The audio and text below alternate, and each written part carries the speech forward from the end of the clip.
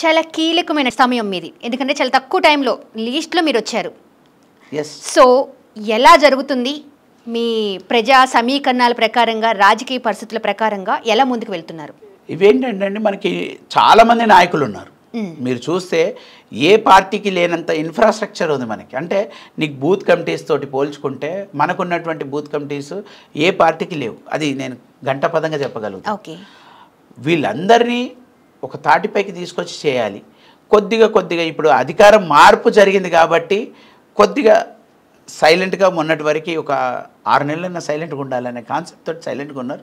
ఇప్పుడు మనం ఈ ఎలక్షన్స్లో మన యొక్క వాయిస్, మన యొక్క బలాన్ని మనం చూపించుకోగలిగితే రేపు లోకల్ బాడీస్ పైన కూడా వాళ్ళకి రేపు ఫ్యూచర్ ఉంటుందని మేము చెప్తూ, మనకున్నటువంటి కమిట్మెంట్, మనకు కావాల్సినటువంటి మనం ప్రజలతోటి ఏ విధంగా ఉండాలి, ప్రజలకి మనకు ప్రజలకి ఏవైతే హామీలు ఇచ్చారో, కాంగ్రెస్ పార్టీ ఏవైతే హామీలు ఇచ్చి పవర్లోకి వచ్చారో ఆ హామీలను చేసే బాధ్యత మనం తీసుకోవాలని చెప్తున్నాం. ఓకే. దాన్ని ప్రశ్నించాలి, దాని గురించి అడగాలి, అది కంపల్సరీ చేయాలని అక్కడ ఉన్నటువంటి ప్రజాప్రతినిధులని మనము ఇన్సిస్ట్ చేసి వాళ్ళతోటి ప్రజలకి మేలు జరిగే విధంగా చూడాలి. సో ఇవన్నీ జరగాలంటే మనం మార్పు కోసం మళ్ళీ ఒకసారి ఓటు మొన్నటి వరకు కాంగ్రెస్కి వేశారు, ఇప్పుడు బీఆర్ఎస్కి వేయమంటున్నాం. సో ఇప్పుడు ఎందుకు అడుగుతున్నామంటే ఇది చాలా కీలకమైనటువంటి సమయం. ఈరోజు మీరు తీసుకునే నిర్ణయం రేపు 5 సంవత్సరాల మీద పడుతుంది. ఈరోజు మనం కరెక్ట్గా మేము ఎప్పుడైనా ఎవరినైనా దించగలుగుతాం, ఎవరినైనా ఎక్కించగలుగుతాం, అందలం ఎక్కించగలుగుతామని తెలంగాణ ఓటర్లు ఉన్నారు అని చెప్పాలి అని అంటే ఇప్పుడు ఖచ్చితంగా బీఆర్ఎస్ పార్టీకి మెజారిటీ సీట్లు ఇస్తే 2 ప్రధాన పార్టీలు, కేంద్రంలో ఉన్నటువంటి 2 ప్రధాన పార్టీలకి బీఆర్ఎస్ పార్టీ ఒక మంచి సమాధానం చెప్పే పరిస్థితిలో ఉంటుంది. అసలు కాసాని జ్ఞానేశ్వర్ గారికి ఎందుకు ఓటేయాలి ప్రజలు? ఆ క్వశ్చన్కి మీరేం చెప్తారు? కాసాని జ్ఞానేశ్వర్ గారికి ఎందుకు ఓటేయాలని అంటే వారి యొక్క సుదీర్ఘమైనటువంటి రాజకీయ జీవితంలో పరోక్షంగానో ప్రత్యక్షంగానో చాలామంది కుటుంబాలకు, పేద ప్రజలకు, పేద విద్యార్థులకు, పేద రైతులకు చాలా సమస్యలు, 1, 2 అని లేదు, తన మన అనేది ఏం లేకుండా వారికి హెల్ప్ చేసే క్యారెక్టర్. ఆయన ఇంటికి ఏ రాత్రి అయినా రావచ్చు. కొంతమంది ఇప్పుడు ఉన్నటువంటి ప్రధాన పార్టీల నాయకులు ఇంట్లోకి పోవాలంటే మీరు ఆలోచించండి. ఈ రోజుకి కూడా మేము సిటీలో ఉన్నటువంటి అమీర్పేటలో ఉన్నటువంటి ఆ సెంటర్లో ఉన్నటువంటి ఇంట్లోనే ఉంటాం. ఎందుకంటే కామన్ మ్యాన్ ఆడికి ఈజీగా రాగలుగుతాడు. ఏ జూబ్లీ హిల్స్లోనో బంజారా హిల్స్లోనో ఉంటే కష్టమని. ఎందుకనంటే ఆయన, మేము కూడా అడిగాము, మనం కూడా వెళ్ళొచ్చు కదా, మనకు ఉన్నాయి కదా, కట్టుకొని వెళ్ళొచ్చు కదా అంటే, నో, మన దగ్గరకు వచ్చే వాళ్ళంతా పేదవాళ్ళు ఉంటారు నాన్న, మనకి ఇది హబ్ సెంటర్ సిటీలో ఉంటుంది. అసలు యాక్చువల్గా మేము మా ఊరు నుంచి కూడా అక్కడికి వెళ్ళడానికి కారణం, ఇక్కడ మాకు ప్రాపర్ స్కూల్స్ లేవు మా ప్రాంతంలో. సో మేము అక్కడికి వెళ్ళి చదువుకున్నాం. మళ్ళీ మా పిల్లల కోసం మళ్ళీ ఇక్కడికి రావాల్సి వచ్చింది మా ఊరికే. ఎందుకంటే ఈ లోపల జరిగింది ఏంటంటే ట్రాన్స్ఫార్మ్ ఏంటంటే అన్ని ఎడ్యుకేషనల్ ఇన్స్టిట్యూషన్స్ మా ప్రాంతానికి రావాలని వారు చేసినటువంటి కృషి. సో ఇలా చాలా ఉన్నాయి. ఇది ఒకటి మా వరకు చెప్పాను. రంగారెడ్డి జిల్లా పరిషత్ చైర్మన్గా ఉన్నప్పుడు రైతులకు సంబంధించినటువంటి ఇష్యూస్లో చెక్ డ్యామ్స్ ఎక్కడికక్కడ కడితే గ్రౌండ్ వాటర్ పెరుగుతుందన్న ఒక ఆలోచన కానివ్వండి, మనం గవర్నమెంట్ స్కీమ్స్ రూరల్గా ఏదైతే ఇన్ఫ్రాస్ట్రక్చర్ డెవలప్ చేయాలనో అవన్నీ కూడా చేసి ప్రతి పేదవాడిని ఏదో ఒక రకంగా వారు ఆదుకున్నారు. కులాలతోటే కాకుండా ఆత్మగౌరవాన్ని ఇచ్చారు. మా పర్టికులర్గా సబ్బండ వర్గాలకు సంబంధించి వారు ఒక బ్రాండ్గా అయ్యారు. ఎందుకంటే వీళ్ళకు కూడా న్యాయం కావాలి, వీళ్ళకు కూడా హక్కులు కావాలి, వీళ్ళకు కూడా మనం ఇవ్వాలనే పరిస్థితికి ప్రధాన పార్టీలు ఆలోచింపజేసేటట్టు చేసినటువంటి ఘనత కాసాని జ్ఞానేశ్వర్ గారు. మనం ఏదో పర్సనల్గా ఎందుకో చేయాలంటే అది ఎవరు చేసేది డెవలప్మెంట్ అనేది ఇట్స్ నిరంతరం. ప్రతి ఎవరు వచ్చినా కానీ డెవలప్మెంట్ కార్యక్రమాలు చేయాలి, అందులో భాగస్వాములు అవ్వాలి. ఇంకా కొత్తగా ఏం చేశారు అని అంటే ప్రజలకు అందుబాటులో ఉండడం, సామాన్యుల యొక్క బాధలు తెలుసుకొని వాళ్ళు ఏ విధంగా ఆలోచిస్తారు, వాళ్ళు వచ్చారంటే వాళ్ళకి ఏం బాధ ఉంటుంది అనేది తెలిసిన వ్యక్తిగా ఉండాలి. సో అందుకే వేయాలి ఓటు. మనకి ఒక చిన్న ఎగ్జాంపుల్ చెప్తాను. వారు జిల్లా పరిషత్ చైర్మన్గా ఉన్నప్పుడు వారికి చెప్పినటువంటి టీచరు రిటైర్మెంట్ అయ్యారు. రిటైర్మెంట్ అయినాక ఇంకొక 6 months రిటైర్మెంట్ అయినప్పుడు రిటైర్మెంట్ అయ్యారు. ఆ తర్వాత కొన్ని నెలల తర్వాత ఇంకా తిరుగుతూ ఉన్నారు.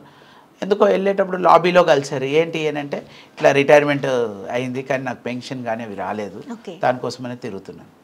సో వారు ఆ రోజు తీసుకున్నటువంటి నిర్ణయం ఈరోజు 2 తెలుగు రాష్ట్రాల్లో అదొక అద్భుతమైనటువంటి విషయం, ఒక ఎగ్జాంపుల్ అది.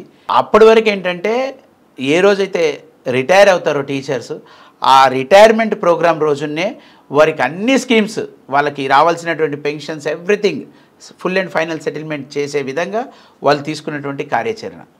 ఆ కార్యాచరణ ఉమ్మడి ఆంధ్రప్రదేశ్లో జరిగింది కాబట్టి 2 రాష్ట్రాల్లో దాన్ని ఇంప్లిమెంటేషన్ చేశారు. ఫస్ట్ రంగారెడ్డి జిల్లా నుంచే అది ఇంప్లిమెంటేషన్ అయింది. వారు జిల్లా పరిషత్ చైర్మన్గా ఉన్నప్పుడు వారికి వచ్చే గౌరవ వేతనంతో పాటు మనకున్నటువంటి కొద్దిగా ఫండ్ని కూడా ఫిక్స్డ్ డిపాజిట్ చేయించి ఆ రిటైర్మెంట్ కార్యక్రమాన్ని, ఎందుకంటే మన గురువులని మనము వాళ్ళకి గౌరవించుకోవాలి, వాళ్ళు చేసినటువంటి సేవలను ఎవరు మర్చిపోలేరు.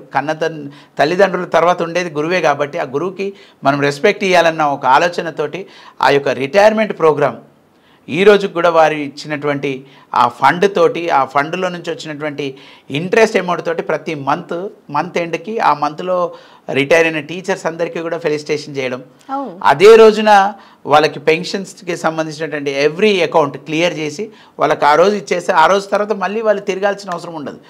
మొన్నటి వరకు ఉపాధ్యాయులుగా వాళ్ళంతా బోధించి తర్వాత వాళ్ళ పెన్షన్ కోసం సంవత్సరాల తరబడి తిరిగే పరిస్థితి, దాన్ని ఆ రోజు అంటే 2002 సంవత్సరంతో ఫుల్ స్టాప్ పెట్టారు, 2001, 2002. ఓకే. సో అదొక చిన్న ఎగ్జాంపులే మీకు చెప్పాను, ఎందుకంటే చాలా ఉన్నాయి. అవన్నీ మనం ఏంటంటే కాసాని జ్ఞానేశ్వర్ గారికి ఒక అలవాటు ఏంటంటే అడ్వర్టైజ్మెంట్ చేసుకోరు. ఎగ్జాక్ట్లీ, వారు పని చెప్తారు కానీ అడ్వర్టైజ్మెంట్ చేసుకోరు. బికాజ్ వాళ్ళు చేసినప్పుడు కూడా ఎప్పుడు కూడా ఇట్స్ ఓన్లీ మౌత్ పబ్లిసిటీ. ఆయనకి ఏ పేరున్నా ఈరోజు అదొక నాలుక పైన నానిన తర్వాత వచ్చినటువంటిది, విచ్ ఈజ్ వెరీ పవర్ఫుల్. ఈరోజు ఏంటంటే సోషల్ మీడియా మనకు ఉన్నటువంటి టెక్నాలజీని వాడుకుంటాం. టెక్నాలజీని వాడుకొని ఉన్న ₹1 చేసిన దానికి 1000 డబ్బాలు కొట్టుకునే కంటే వారు చేసినటువంటి వాటిల్లో 1% కూడా మేము చెప్పుకోలేము. ఎందుకంటే వారికి అది అడ్వర్టైజ్మెంట్ అనేది వారికి ఇష్టం లేదు, బేసిక్ నాకు అవసరం లేదంటే. ఎందుకంటే నేను చెప్పాల్సిన అడిగితే అమ్మైనా అన్నం పెట్టదు అనే నానుడి. అంటే ఇక్కడ మనం చేసిన దాన్ని ఖచ్చితంగా చూపించకపోతే ప్రజానాడిలో మనం ఏంటి అనేది తెలియదు, ప్రజానాడిలో మనం ఉన్నామా లేమా అన్నది కూడా ఒక క్వశ్చన్ మార్క్. డే 1 నుంచి, అంటే నేను బిఫోర్ మీకు స్టార్టింగ్లో అడిగిన క్వశ్చన్ కూడా అదే, ఎందుకు దూరంగా పబ్లిసిటీకి దూరంగా ఉంటున్నారు, చేయగలుగుతున్నామా లేదా అనే చిన్న డౌట్తోనా, గెలవగలుగుతామా గెలవలేమా అనే ఒక చిన్న ఎక్కడన్నా ఉన్న ఒక మైనర్ స్టేజ్లో ఉండి ఇలా ఆగిపోయారా, ఎందుకు పబ్లిసిటీ వరకు రాలేదు, చేసిన దాన్ని చెప్పుకుంటేనే ముందుకు వెళ్తాం. ఇప్పుడున్న ప్రజెంట్ సిచ్యువేషన్, ప్రస్తుతం ఉన్న పరిస్థితులు, రాజకీయ పరిస్థితులు, కొంచెం చేస్తే మీకు తెలిసిందే, గోరంత చేస్తే కొండంత చెప్పాల్సిందే, లేదు అని అంటే ముందుకు వెళ్ళలేము. అలాంటప్పుడు పబ్లిసిటీ అనేది ఇంపార్టెంటే. 100% మీ మాటతో నేను ఏకీభవిస్తున్నాను. కానీ వారు పబ్లిసిటీకి దూరంగానే ఉంటారు ఎక్కువగా. ఇది చెప్పుకోవడం అనేది కానివ్వండి, ఆయన చేసినటువంటి కార్యక్రమాలు బయటకు కూడా చెప్పుకోలేరు. ఇప్పుడు చాలా వరకు ఏంటంటే వారు మనకు దేవుడి మనకి ఏదో ఇచ్చారు, మనము ఉన్న దాంట్లో కొద్దిగా చేయాలి అంతేగానివ్వండి. ఎటువంటి పరిస్థితిలో కూడా వారు ఏదైనా హెల్ప్ చేసినా ఎవరికైనా బయటికి చెప్పుకోరు. అడ్వర్టైజ్మెంట్ మనము ఇప్పుడు ఏదైనా చేయాలంటే వాళ్ళకి తెలుసు, వాళ్ళు ఆలోచన చేస్తారు, మనము ఎక్కువ చెప్పాల్సిన అవసరం లేదు, లెట్ us వెయిట్. ఎందుకంటే ఇది రాజకీయాల్లోకి వచ్చి ఏదైనా ఆలోచించేవాడైతేనేమో చెప్పుకోవాలి, కానీ ఇప్పుడు మనకి అది కాదు. మనం ఏదంటే మనకున్నటువంటి కమిట్మెంట్ టువర్డ్స్ పూర్ పీపుల్. ఆయన మాత్రం ఒకటే ఏంటంటే, మేము ఈరోజు మంచిగానే ఉన్నాం, వారు చిన్నగా ఉన్నప్పుడు మాత్రం మా ప్రాంతంలో కరువు ఉండేది, తింటందుకు అన్నం కూడా లేదు పరిస్థితి, భూములు ఉన్నాయి, వాటర్ లేదు. సో ఆ డ్రాట్ పీరియడ్లో ఒక 2-3 ఇయర్స్ వాళ్ళు పడ్డ కష్టం గురించి మా నానమ్మ కానీ మా వాళ్ళు చెప్పడం చూస్తే చాలా బాధిస్తుండేది. కానీ ఎనీవేస్, ఎందుకంటే మంచి జరుగుతుంది, డెవలప్ అయినాము. ఇప్పుడు మళ్ళీ తర్వాత ఏదో జరిగిందని, ఎప్పుడో చేసామని మళ్ళీ చెప్పుకోవడం అనేది మూర్ఖత్వం. ఇప్పుడు మనం ఏం చేస్తామని చెప్పుకోవడమే మనకు కావాల్సింది. ఇప్పుడు మనం గెలిస్తే మనం ఏం చేస్తాం, మన యొక్క సమస్యలపైన, మన సబ్బండ వర్గాలకు సంబంధించినటువంటి హక్కులపైన పోరాటం చేస్తాం, మన యొక్క గొంతు వినిపిస్తాం. మన పార్లమెంట్లో బీసీల రిజర్వేషన్స్, జనాభా దామాష పద్ధతిలో రిజర్వేషన్స్ అందరికీ రావాలి. అగ్రవర్ణాల్లో ఉన్నటువంటి వారికి కూడా రిజర్వేషన్స్ ఉండాలి, 100% రిజర్వేషన్స్ ఉండాలి.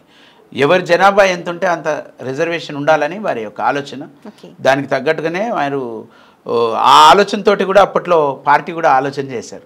యా, థ్యాంక్ యూ వీరేష్ గారు, థ్యాంక్ యూ సో మచ్. యాక్చువల్గా మీరు అనుకున్న ఏవైతే అనుకుంటున్నారో ఫుల్ ఫ్లెడ్జ్డ్గా విషెస్ అన్నీ ఖచ్చితంగా అవ్వాలని మనస్ఫూర్తిగా కోరుకుంటున్నాను. అట్ ద సేమ్ టైం మళ్ళీ గెలిచి మీతో పాటు మరొక ఇంటర్వ్యూ నేను తీసుకోవాలి అనుకుంటున్నాను. 100% అండి. Thank you. Signing off Sravani. Subscribe చేయండి. Please do subscribe to. Please like, share and subscribe to top Telugu TV. Top Telugu TV. Top Telugu TV.